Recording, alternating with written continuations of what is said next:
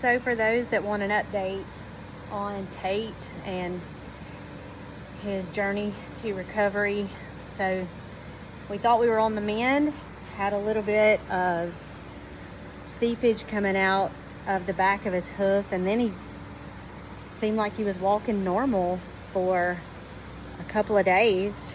And I came out this afternoon to check on him. I went to church this morning, had some lunch, and we came out to check on him.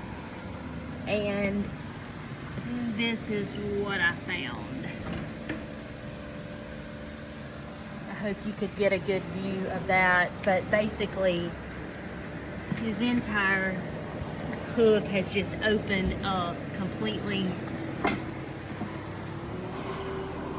Of course, I noticed he was limping really bad again. And so I put a call into the vet, and they're gonna take a look at the pictures and let me know whether we need to come in today or what we need to do. So this is not the setback that we wanted, but we're just gonna do everything to keep